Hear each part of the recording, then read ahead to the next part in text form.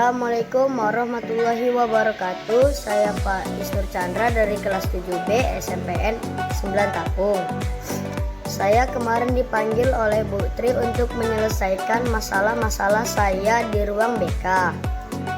Hal pertama yang saya takuti adalah takut kena hukuman karena saya melakukan hal yang begitu fatal. Ternyata tidak kena hukuman oleh Bu Tri. Ternyata Bu Tri membantu untuk mencarikan solusi kepada saya. Pas sudah selesai masalahnya saya pun merasa bersalah kepada Ibu Iis dan saya meminta maafnya kepada Bu Iis dan saya berjanji kepada diri sendiri untuk tidak melakukan hal itu lagi. Sekian dari saya. Wassalamualaikum warahmatullahi wabarakatuh.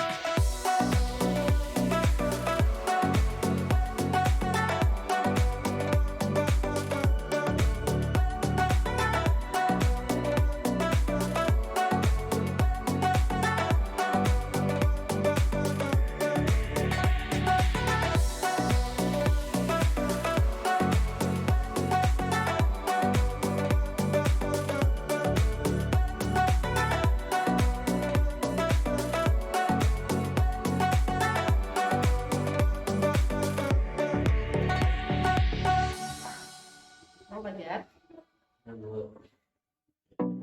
tahu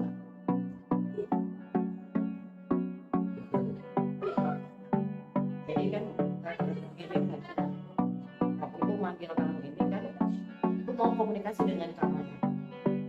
Jadi selama ini kan komunikasi, ada beberapa hal sikap kamu memang yang kurang baik kalau menurutku.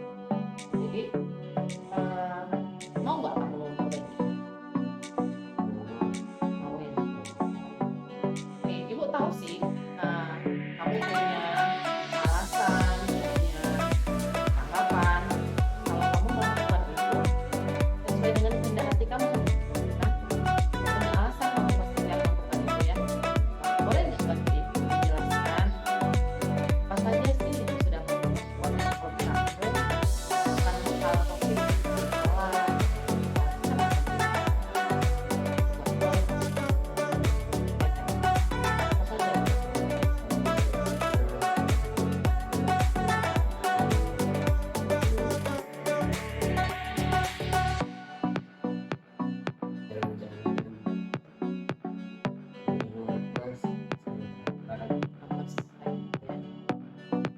Kamu menyadari kesalahan itu? Mau ibu tanya sama kamu, kamu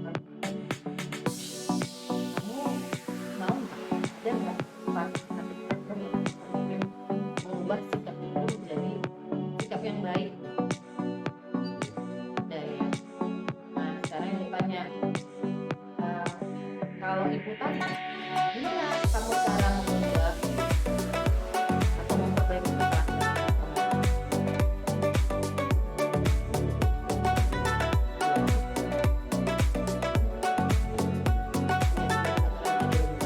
Caranya bagaimana? Kalau tadi kamu bilang kamu pernah sekolah. Jadi kalau terlambat sekolah,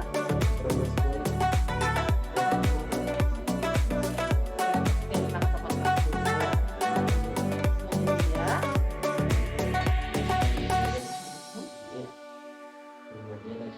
ke rumah dia, baru pergi sekolah. Sementara sebenarnya kamu dari rumah sudah berangkat pagi ya.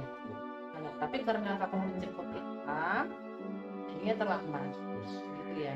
Jadi kalau untuk memperbaiki terlambat sekolah itu bagaimana caranya?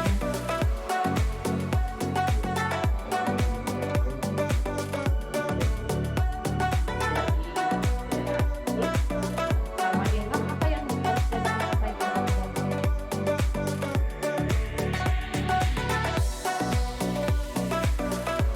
supaya kamu mau menunggu Ilham? Apa yang harus kamu sampaikan?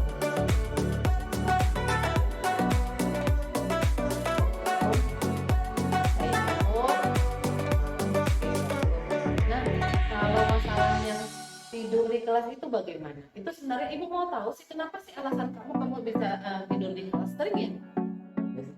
nggak sering juga ya. Tapi ada beberapa pelajaran ya di kelas ya. Ya. Pelajaran apa yang pernah? PKN. Kenapa alasannya enak? Boleh Ibu? Oke,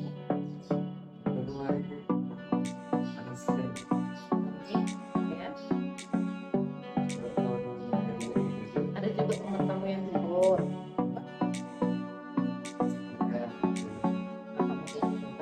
Ini pelajar. Jadi kalau sebenarnya boleh tidak? Nggak boleh. Jadi kalau untuk memperbaikinya gitu.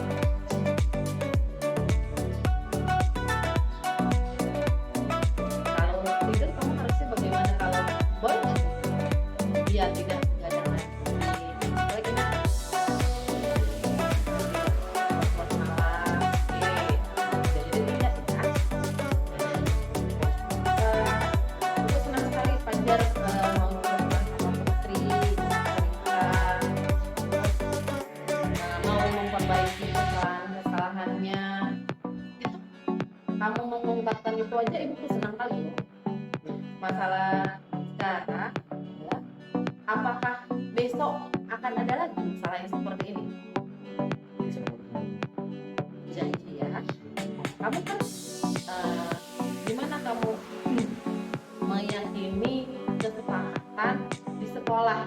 Di sekolah ada peraturan sekolah kan? Kamu yakin nggak kalau peraturan sekolah itu adalah hal positif yang bisa mengubah sikap kita? Oke. Nah, sekarang ibu mau kamu sampaikan kesepakatan kita, janji kita, bagaimana tentang perubahan sikap kamu. Kalau ada nggak rasa kamu sekarang ini lega nggak ketika cerita kamu itu? Gimana perasaan kamu kalau ketika cerita menyampaikan, ibu menanyakan ini, kamu nyaman nggak? Nyaman. Benar apa karena kamu sama Putri? Enggak. Oke. Jadi ibu percaya sama janji kamu bahwa pasti nanti akan ada perubahan. Dalam seminggu ini nanti ibu panggil lagi ya. Kamu nanti ibu minta lagi, ibu wawancarai lagi, boleh ya? Boleh ibu wawancarai lagi. Nah, apa perubahan positif yang kamu rasakan setelah ibu panggil? Boleh? Oke. Ibu senang ibu sama memperbaiki sikap kamu. Nanti kalau kamu sudah mulai lupa, dengan kesempatan sudah ibu ingatkan boleh. Terima kasih ya, wajar ya sudah kamu dipanggil. Harapan ibu supaya nanti kamu kedepannya ada perubahan yang terlihat perlahan. Terima kasih ya.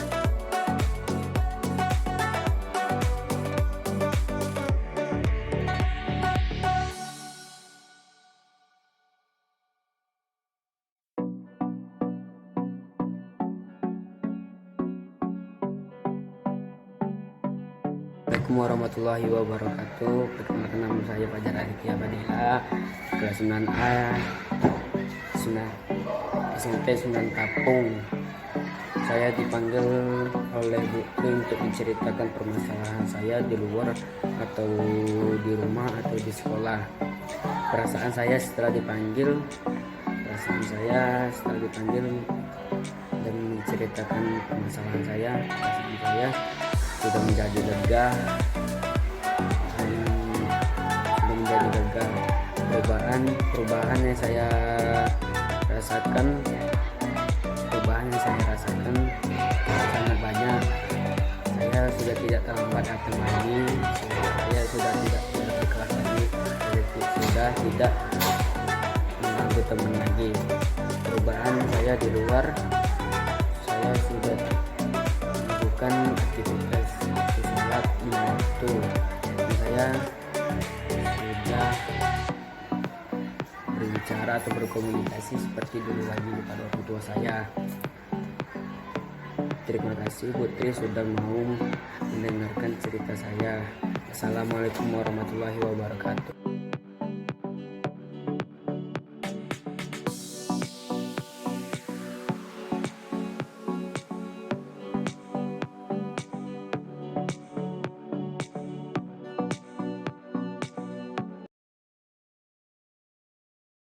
Ini saya mohon izin menyampaikan tentang budaya positif. Saya Tri Duparin Wasitorus, calon guru penggerak angkatan 6. Yang pertama, saya akan menyebarkan pemahaman dan pengalaman saya mengenai penerapan budaya positif di sekolah saya.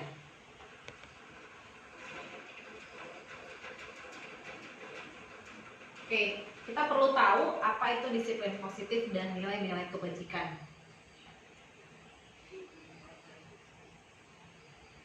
Nah, ketika mendengar kata disiplin, apa yang terbayang di benak kita, Bapak Ibu?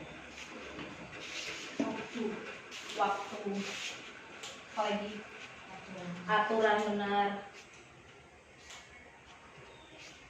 Banyak sekali disiplin itu menjadi seperti hukuman ya, seperti aturan, seperti aturan bagaimana kita harus berbuat. Ternyata disiplin itu bukan seperti itu, Bapak Ibu. Karena apa? Karena dengan memberikan hukuman ternyata itu menjadi suatu ancaman bagi siswa. Menjadi apa? Menjadi suatu momok, jadi suatu ketakutan. Jadi motivasinya jadi berubah. Ketika mereka melakukan sesuatu dengan adanya hukuman, mereka berubah motivasinya bukan dari kesadaran diri, bukan dari intrinsik, tetapi apa? Takut dengan ancaman. Baru apa lagi? Misalnya dia pengen dipuji oleh guru. Tetapi disiplin positif bukan seperti itu, Bapak Ibu. Nah, di samping disiplin positif, ada nilai-nilai kebajikan yang memang sudah akrab di telinga kita, yaitu profil pelajar Pancasila. Oke.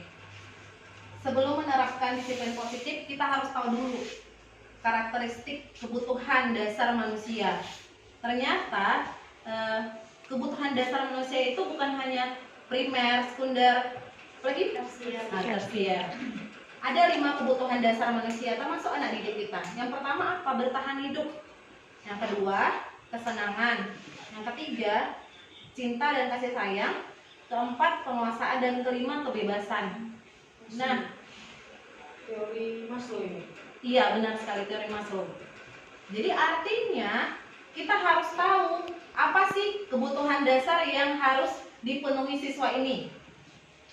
Dengan mengetahui 5 kebutuhan dasar manusia ini, kita bisa menerapkan budaya positif di kelas kita. Nah, di dalam menerapkan budaya positif itu ada namanya yang hukuman, ada namanya konsekuensi, kemudian ada restitusi. Nah, restitusi ini adalah tindakan yang terbaik daripada hukuman dan konsekuensi. Dan ada 5 sifat dari guru. 1, penghukum. 2, pembuat rasa bersalah.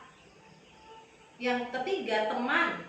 Yang keempat adalah pemantau. Dan yang terakhir adalah manajer. Sekarang saya akan nanti di MGMP berikutnya saya akan menunjukkan lagi bagaimana sih dengan posisi kontrol seorang guru. Ada 5, nanti saya coba jelaskan lagi di MGMP. Sebaiknya Bapak Ibu kita memberikan restitusi untuk menanamkan disiplin positif, bukan hukuman ataupun konsekuensi. Karena apa? Karena restitusi itu kita melakukan pendekatan kepada anak. Misalnya ketika dia datang terlambat, biasanya kalau kita sebelum mengetahui bahwa restitusi yang harus kita lakukan, kita akan bertanya, kenapa kamu datang terlambat? Bukan begitu Bapak Ibu? Yang pertama kan, setelah itu datang lagi, terlambat lagi. Seperti itu, jadi itu hukuman. Jadi dengan kata-kata itu malah membuat anak semakin jadi merasa terancam. Sebaiknya apa yang kita katakan? Kalau menurut ibu-ibu harusnya apa? Ketika seorang siswa terlambat dan itu selalu dilakukan, harusnya apa yang kita lakukan? Kasih saran dulu supaya tidak terlambat lagi. Misalnya dia kalau bangun, berarti sarannya tolong tidurnya lebih cepat. Yes. Sehingga tidak terlambat lagi. Iya, benar sekali Bu. Jadi bukan kita mematahkan mental dia ya. Jadi karena kebanyakan paradigma lama itu kita seperti itu. Termasuk saya ini adalah salah satu guru menerapkan penghukum. Jadi ketika dia datang terlambat, maka saya dengan cepat mengambil tata tertib sekolah. Kemudian saya bilang, kamu melanggar poin ini. Saya catat di jurnal dengan bangganya.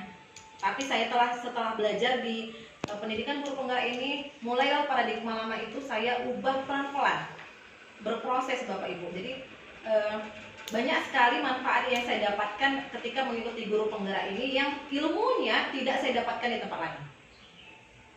Jadi bagi Bapak Ibu memang yang punya kesempatan silakan ikut ke calon guru penggerak angkatan 8 dan 9. Oke, saya lanjut lagi ya Bapak Ibu. Nah, tujuannya apa yang kita lakukan ketika restitusi? Yang pertama, kita akan menstabilkan identitas. Kita pastikan dulu, kita sampaikan ke anak. Misalnya ketika dia datang terlambat, maka kita bilang, Ibu tahu, kamu sering melakukan kesalahan ini, sering datang terlambat. Tidak apa-apa, tetapi tanyakan lagi, bagaimana seharusnya yang kamu lakukan? Nanti mungkin dia akan mengatakan nggak tahu. Kebanyakan gitu ya, nggak tahu.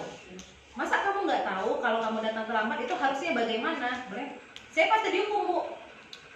Iya, Ibu ini bukan menghukum kamu, tapi Ibu menanyakan, kenapa kamu bisa terlambat lagi?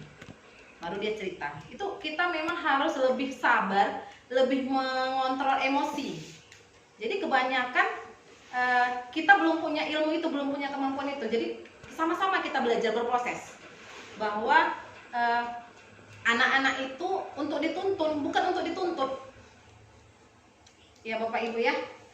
Nah, setelah itu saya pernah melakukan praktek segitiga restitusi. Ini sepertinya videonya kalau di sini nggak muncul ya, kalau PDF ya. Oke, ini Fajar. Saya udah izin sama Fajar itu. Saya udah buat video dan buat di YouTube.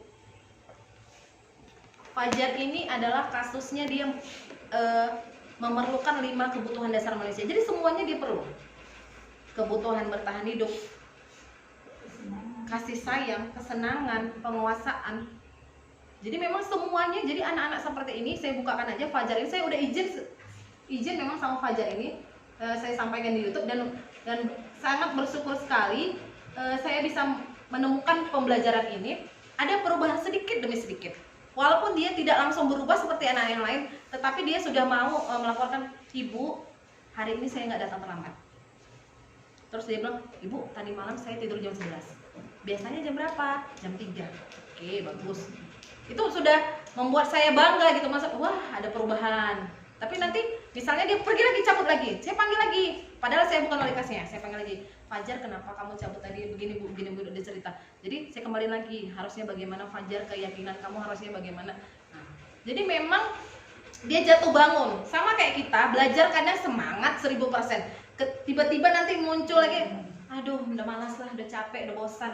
Tapi itu guru memang harus belajar sepanjang hayat, memang harus belajar.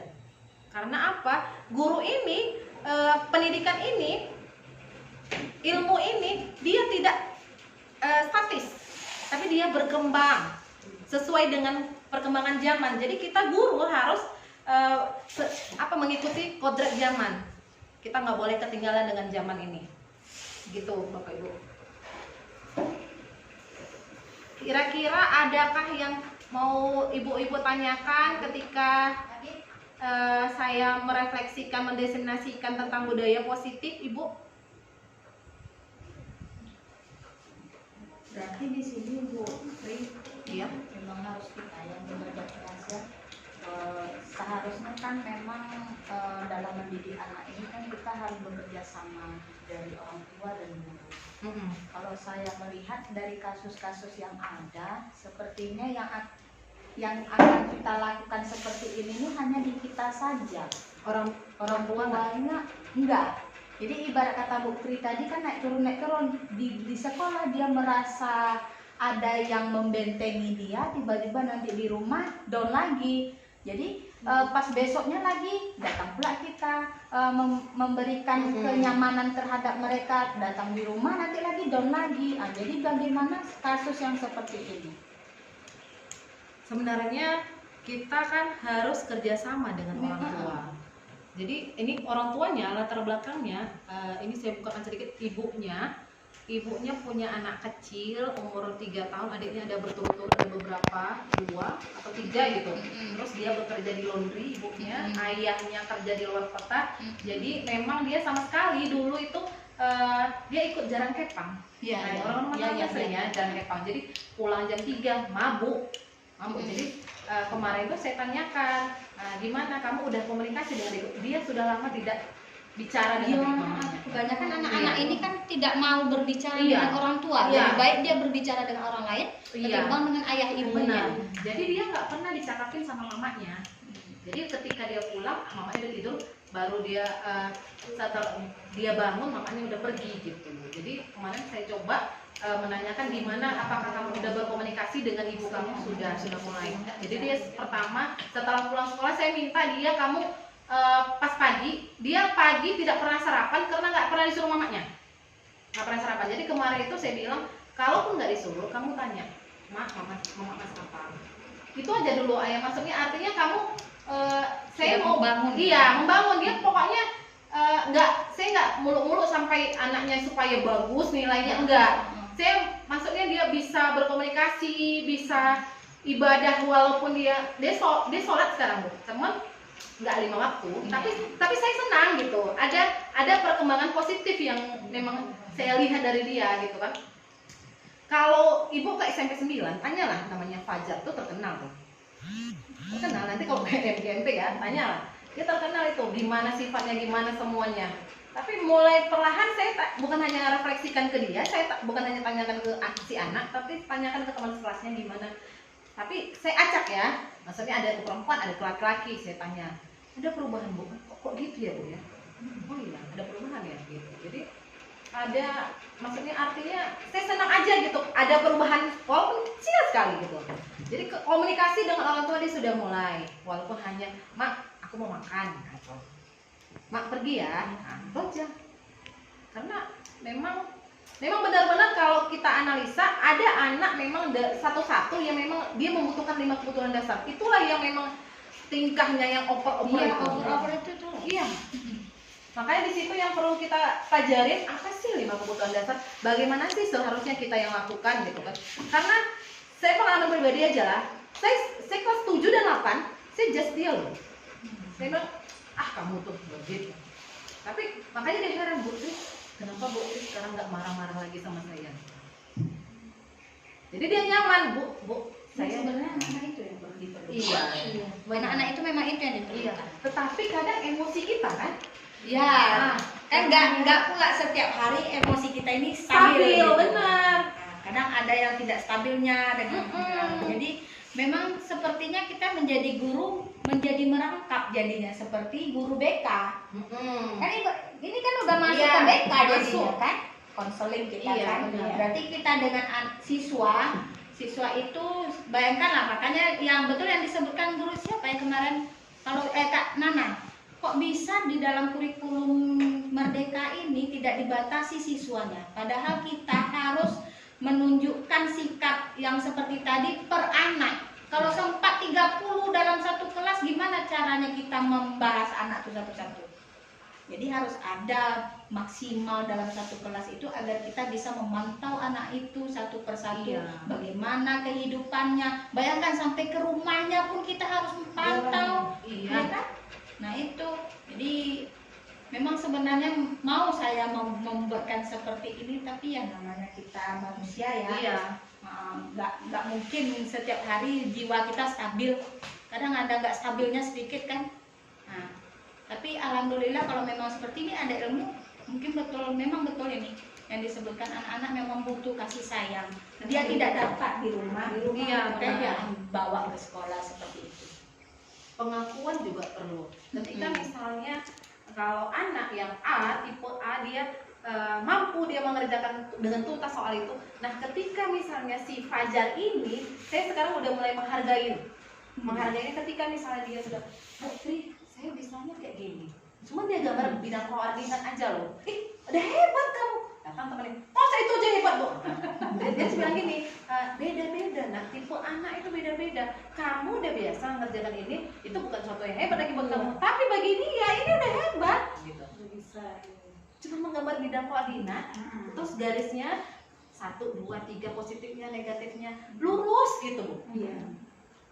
Dia udah senang, saya juga senang gitu. Artinya kita mulai memang mau berproses, kita mau berproses. Jadi kalau belajar ini kan artinya mengingatkan bahwa harusnya tindakan kita seperti ini. Saya juga pernah melakukan yang sama, penghukum. Saya sering dulu penghukum. Tapi dengan belajar untuk mengontrol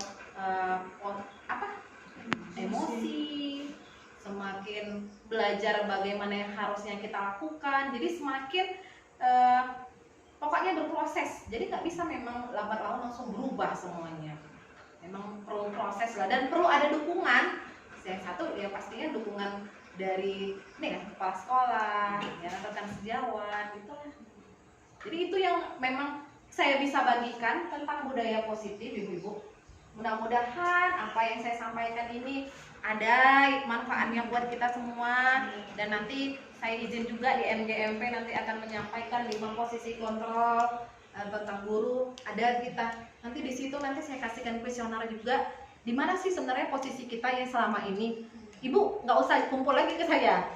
Maksudnya artinya pelajarin aja seharusnya di mana. Jadi artinya ada evaluasi buat kita, ada refleksi. Seharusnya saya bagaimana? Begitu. Cukup sekian dari saya. Terima kasih buat perhatiannya ibu-ibu semua. Sampai jumpa di lain waktu. Tentang penyebaran pemahaman dan pengalaman penerapan budaya positif di kelas saya. Izinkan sebelumnya saya sudah meminta dukungan dari kepala sekolah untuk menyampaikan diseminasi pada hari ini. Bapak Ibu, satu hari ini kita sudah capek gotong royong. Apakah Bapak Ibu bersedia untuk kita untuk melakukan ice breaking? Boleh. Ice breaking ya. Jadi ice breaking kali ini Ibu, saya minta Bapak dan Ibu untuk berdiri. Berdiri hadapnya ke depan ya. Oke, ke depan. Kemudian ketika saya katakan maju, Ibu pasti maju. Ketika saya mundur, katakan mundur, pasti mundur. Oke, kita coba ya. Oke, maju. Maju, mundur. Mundur. Oke, paham ya instruksinya ya? Oke, baik. Nah, kali ini saya meminta Bapak dan Ibu mengatakan maju, tetapi melakukan mundur. Gitu. Jadi kalau saya katakan maju, Ibu katakan maju, tapi lakukan mundur. Oke, sudah ngerti ya?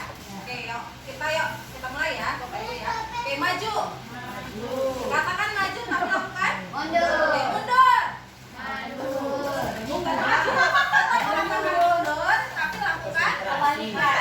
Oke, ayo. Bapak lagi ya.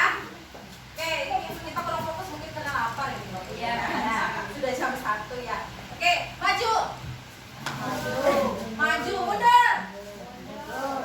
Maju. Maju, mundur, lebih cepat lagi. Mundur.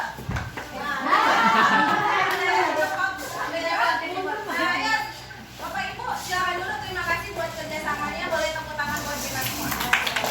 Oke, jadi dari sini kita belajar melakukan seperti ini. Ternyata apa yang kita ucapkan kalau tidak sesuai dengan hati dan pikiran kebiasaan kita, malahan jadinya tidak cocok ya. Oke, saya izin menyampaikan pemahaman dan pengalaman penerapan budaya positif. Nih, saya didampingin oleh Bapak Imam Fahri sebagai pengajar praktik yang kemarin sudah datang, dan ini adalah Bapak Muhammad Amin sebagai fasilitator dari Sulawesi Selatan.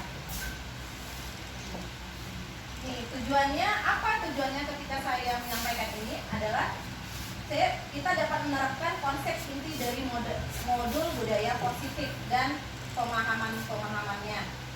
Nah, pada hari Sabtu saya sudah meminta dukungan dari Bapak Hairil Anwar sebagai kepala sekolah, dan beliau memberikan kesempatan buat saya melakukan diseminasi pada hari ini.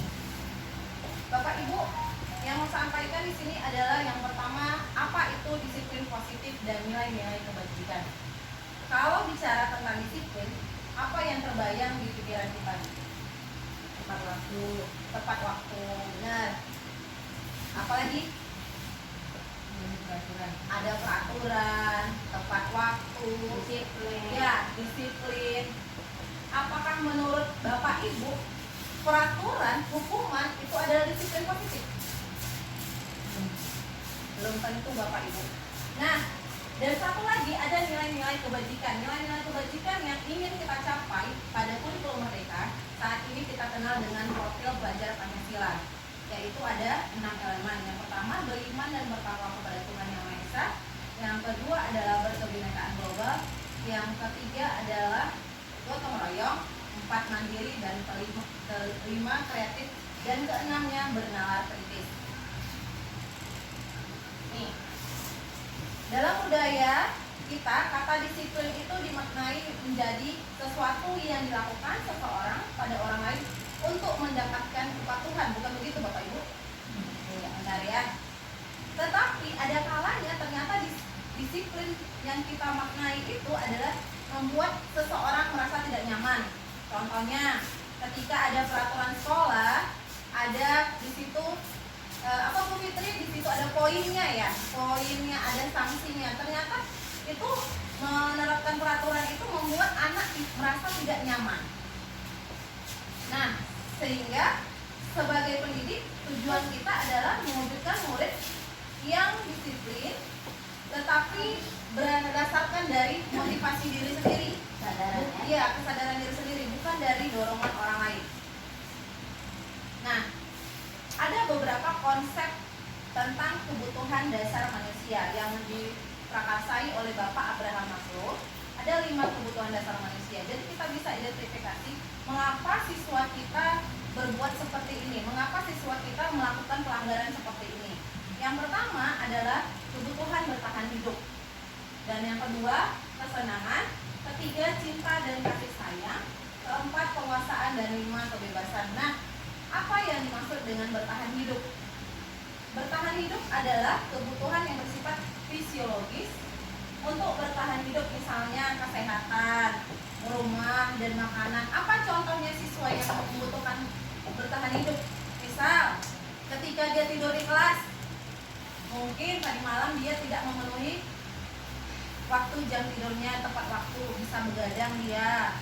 Nah, yang kedua, kebutuhan untuk disayangi. Banyak kan yang kita jumpain bahwa siswa ini membutuhkan kasih sayang. Banyak ya di kelas kita ya, kurang perhatian, selalu ribut di kelas, tapi ketika kita berikan perhatian dia akan diam.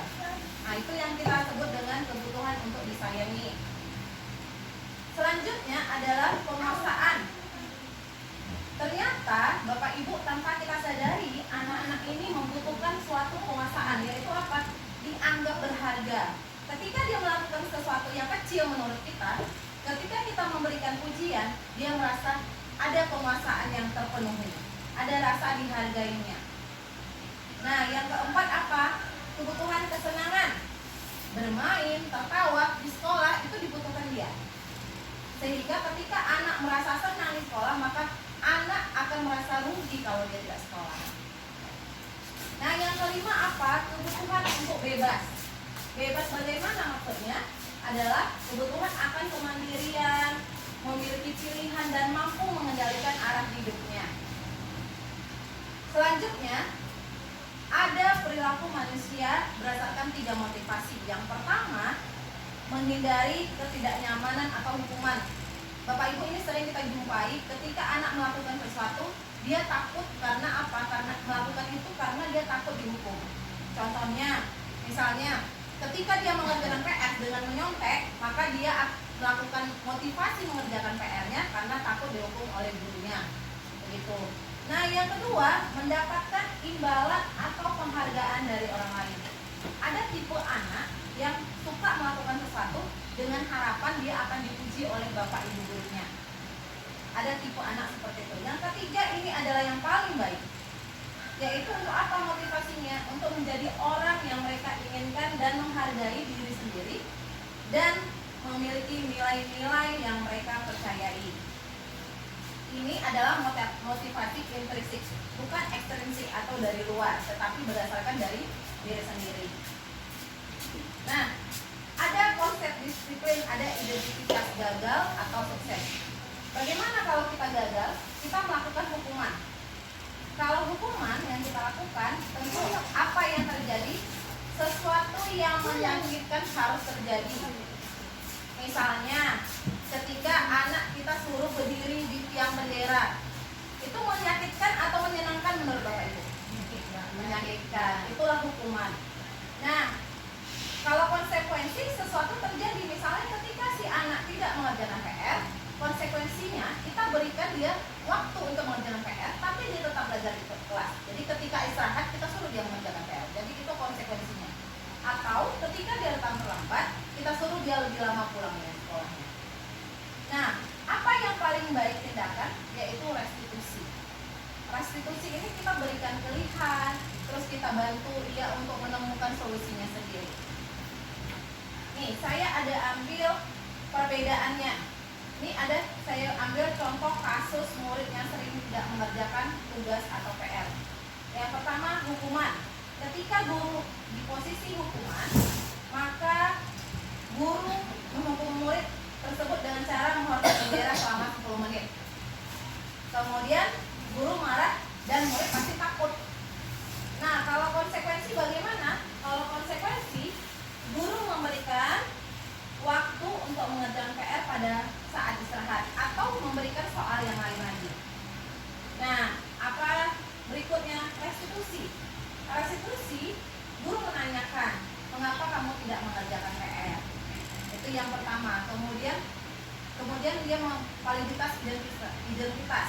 Jadi guru menyampaikan bahwa yang kamu lakukan itu pasti orang lain pernah lakukan, tidak apa-apa. Tetapi bagaimana cara kamu memperbaikinya? Jadi si anak mencari sendiri solusi apa yang harus diperbuatnya. Jadi itu motivasi dari dirinya sendiri, bukan dari guru atau orang lain. Nah, Bapak Ibu, ketika saya belajar tentang 5 posisi kontrol restitusi, yang saya rasakan adalah saya merasa bersalah. Kenapa? Ada 5 posisi kontrol restitusi pada guru. Yang pertama adalah penghukum. Yang kedua adalah teman. Ketiga, pembuat rasa bersalah. Keempat, pemantau. Dan kelima, manajer. Kita lihat Bapak Ibu, kita sekarang di posisi mana? 5 posisi kontrol guru ini. Yang pertama, ketika ada kasus yang angkat adalah murid tidak memakai atribut lengkap pada saat upacara bendera hari Senin. Sering ya kita jumpai ya Bapak Ibu ya. Nah, penghukum, ayo murid yang tidak menggunakan atribut lengkap silakan berdiri di depan barisan. Di barisan paling depan. Sering ya Bapak Ibu kita lakukan ya. Nah, pembuat rasa bersalah. Berapa kali Ibu harus memberitahu kamu? Ibu kecewa sama kamu. Jadi ketika kita menyampaikan itu, anak jadi merasa bersalah. Ternyata yang kita lakukan itu tidak baik buat dia. Nah, sebagai teman, ayolah kamu tertib. Buat Ibu bangga ya. Lain kali kamu harus pakai seragam lengkap ya. Ini dengan seperti bicara kepada teman sendiri. Anak merasa nyaman, tetapi sebenarnya dampak negatifnya ada. Anak tidak mandiri. Dia selalu bergantung kepada orang lain untuk ditingkatkan rasa bersalahnya. Nah, pemantau ini adalah dengan menggunakan kata-kata tanya. Mengapa kamu melakukan kesalahan? Ayo, kamu harus menjalani konsekuensinya. Jadi ada tetap seperti bentuk hukuman, tetapi konsekuensi. Artinya hukuman, kalau hukuman membuat tidak nyaman, konsekuensi itu di bawah dari hukumannya. Nah, yang paling bagus Bapak Ibu adalah manajer. Nah, kalau manajer, kita ngajak anak bicara. Mengapa kamu tidak memakai seragam lengkap? Ibu tahu, pasti orang pernah melakukan ini. Tapi seharusnya bagaimana tindakan kamu? Apa keyakinan yang harusnya kamu lakukan? Jadi dia anak akan mencoba menjawab. Kalau awalnya memang kita selalu lakukan ini, anak akan merasa gak tahu. Tetapi lama-lama kalau kita sering melakukan restitusi, maka anak akan terbiasa untuk berkomunikasi. Nah, saya di kelas 7B sudah membuat keyakinan kelas. Nah, mengapa keyakinan kelas? Kenapa nggak peraturan kelas? Sama ini dengan pertanyaan ini, mengapa kita memiliki peraturan tentang penggunaan helm pada saat mengendarai helm, pada saat mengendarai kendaraan roda 2 atau motor. Kenapa kira-kira Bapak Ibu? Kenapa kita pakai helm pada saat mengendarai kendaraan bermotor? Tangkap polisi satu hal itu motivasi ekstrinsik ya, dari luar. Apalagi kira-kira untuk keselamatan. Artinya kalau keselamatan motivasi dari diri sendiri ya Bapak Ibu ya. Nah, ini adalah kegiatan yang sudah saya lakukan ketika membuat kesepakatan kelas. Kita meminta anak menuliskan di selembar kertas atau di sticky note apa saja yang diinginkan mereka di kelas, apa saja yang mereka membuat rasa nyaman di kelas. Setelah yang menulis, mereka saya suruh nempelkan di depan kelas. Setelah itu kita buat rangkuman bersama sehingga terjadilah kesepakatan kelas. Jadi ketika anak melakukan pelanggaran, kita cukup mengatakan bagaimana kesepakatan kelas kita. Nanti kita tunjukkan poin mana yang tidak kamu patuhi. Apa yang harusnya sebenarnya yang kamu lakukan, apa yang kamu percayai. Begitu Bapak Ibu. Nah, restitusi tadi adalah proses menciptakan kondisi bagi murid untuk memperbaiki kesalahan mereka, sehingga mereka bisa kembali pada kelompok mereka dengan karakter yang lebih kuat. Ini adalah segitiga restitusi. Yang pertama, kita stabilkan identitasnya, kemudian validasi apa yang salah, kemudian menanyakan keyakinan yang telah kita sepakati. Bapak Ibu, saya sudah melakukan praktek segitiga restitusi. Yang pertama pada kasus Faiz. Faiz ini pernah jadi jarang kepang ya, tulis ya, waktu di kelas. Jadi ketika saya panggil, apa yang dilakukannya adalah ternyata salah. Kemudian dia meminta maaf kepada Bu Iis dan berjanji tidak melakukannya lagi. Saya tidak memberikan hukuman atau konsekuensi, tapi saya memberikan restitusi agar si anak mendapatkan motivasi dari dirinya sendiri bagaimana seharusnya dia berlaku di kelas. Nih, setelah itu saya menunjukkan kesepakatan mana yang kamu tidak patuhi. Maka ia menunjukkan bahwa kesepakatan nomor 2, rasa aman adalah hak setiap orang. Jadi ketika restitusi kita mencoba meyakinkan siswa bahwa kesepakatan apa yang harusnya dipenuhinya, kesepakatan apa yang harus dilakukannya. Bapak Ibu, ini refleksi bagaimana peran kamu setelah melakukan restitusi.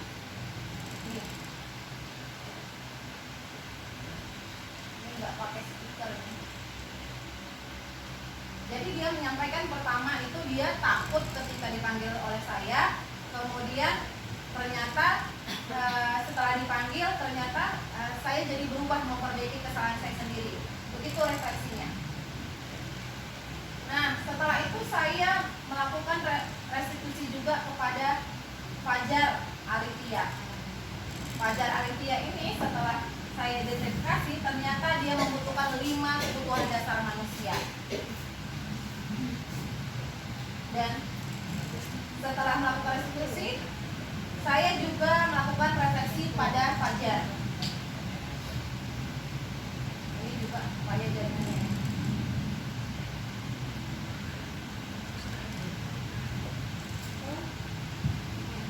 Fajar yang dulunya tidak mau berkomunikasi dengan ibunya, sekarang sudah bisa berkomunikasi dengan ibunya dan sudah melakukan sholat walaupun sholat gak 5 waktu. Itu yang perubahan dialami Fajar.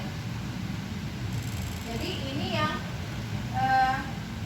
saya refleksi dengan melakukan pendekatan restitusi.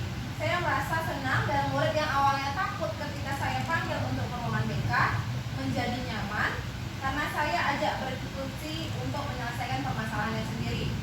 Dan saya akan terus mencoba melakukan restitusi pada anak-anak yang melakukan pelanggaran, baik di sekolah maupun di rumah saya sendiri. Baik Bapak Ibu, demikian destinasi penyebaran pemahaman tentang budaya positif. Ini refleksi yang Fajar lakukan. Tak kedengaran ya soalnya.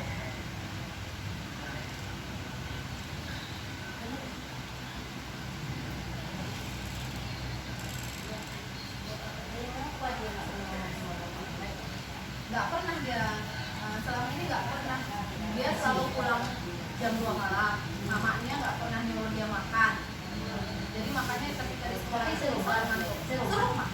serumah dengan Fajar. Kurang komunikasi. Iya, ternyata setelah di identifikasi dia membutuhkan 5 kebutuhan dasar. Dia butuh bertani hidungnya artinya dia makanannya nggak terpenuhi di rumahnya. Yang kedua, kasih sayang dia, ibunya pergi aja gitu, kurang kasih sayang, kurang perhatian. Yang ketiga itulah Kak, kita nggak pernah mengakui walaupun dia salah dia kita nggak pernah apresiasi gitu. Yang keempat itulah Kak, penguasaan pengakuan tadi. Lalu yang kelima, rasa senang dia Kak. Makanya sekarang sudah ada perubahan sedikit, walaupun dia kadang hari ini sholat, kadang besok enggak. Tapi ada perubahan yang tadinya nggak sholat jadi sholat. Baru yang tadinya nggak bicara dengan ibunya, sekarang sudah berkomunikasi dengan ibunya. Kemudian kalau disuruh imam bagus ya? Iya. Sholat imam bagus. Ya apa namanya kalau masalahnya pas mau lalu pas kita memang nggak mood ya memang nggak mood. Jadi di situ memang tugas kita ya Bu ya, untuk membantu anak-anak yang seperti itu kan. Imam pun malah yang anak-anak cewek itu, jangan si Fajar lagi imam lama katanya gitu.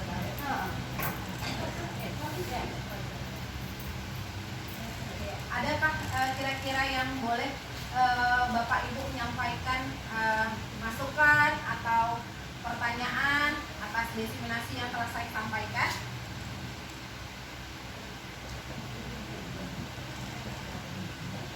Ya, silakan Ibu Gus. Baik, saya dengan Ibu Gus Betri, Ibu Siti Budaya, Sekolah Islam Papua. Diseminasi yang dilakukan oleh Betri sangat bagus dan cukup bagus ya, karena itu juga bisa menambah feedback bagi kami ya, bagi kita guru, khususnya saya barangkali dalam menangani anak selama ini masih ada kekurangan di sana sini. Mudah-mudahan dengan adanya informasi dari Betri ini ya bisa menambah kita menjadi lebih baik lagi ke depannya. Demikian. Assalamualaikum warahmatullahi wabarakatuh. Baik, terima kasih Ibu Gus Betri atas masukannya. Bapak Ibu, apakah ada lagi? Cukup? Terima kasih. Harapan saya ketika kita sama-sama mau menjadi guru yang belajar sepanjang hayat, kita mau sama-sama belajar untuk mendampingi murid-murid kita, menuntut murid-murid kita, bukan menuntut murid-murid kita. Terima kasih, sekian dari saya. Mohon maaf atas segala kekurangan saya. Terima kasih buat waktunya Bapak dan Ibu guru. Selamat siang. Selamat siang.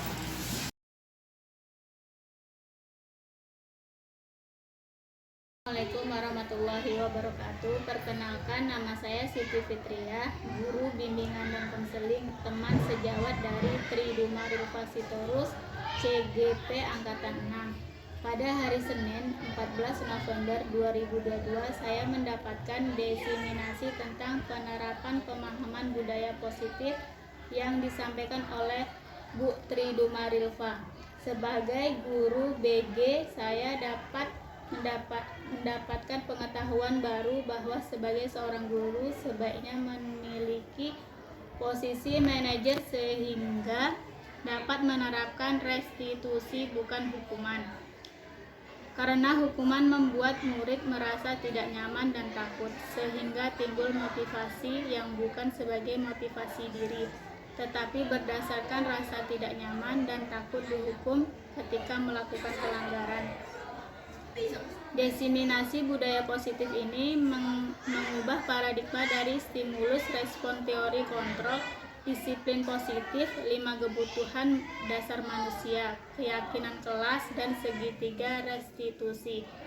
Materi yang luar biasa yang dapat diterapkan di sekolah untuk mewujudkan merdeka belajar dan dengan mengubah paradigma kita sebagai pendidik dari stimulus respon teori kontrol, kita menjadi lebih humanis memandang seseorang. Sehingga hubungan sosial pendidik dengan murid, sebagai contoh, pendidik tidak akan langsung menyalahkan sikap murid yang kurang baik. Karena takut teori kontrol, setiap tindakan mesti ada tujuan, sehingga pendidik akan melakukan komunikasi dengan murid untuk menyelesaikannya. Dengan adanya disiplin positif, maka baik pendidik maupun murid akan melakukan semua hal karena motivasi intrinsik, sehingga budaya positif di sekolah akan terwujud. Kemudian, dengan memahami 5 kebutuhan dasar manusia, hubungan sosial pendidik dan murid akan lebih baik karena lebih memahami yang melatar belakangi sikap yang dilakukan murid. Dengan adanya keyakinan kelas, murid menjadi lebih terarah dan merasa diraih untuk menentukan dan menjalani nilai-nilai yang dihargai, sehingga murid untuk mengembalikan sikap murid ke arah yang lebih baik dan sesuai dengan nilai-nilai yang dihargai dalam kehidupan sehari-hari, baik di sekolah dan maupun masyarakat.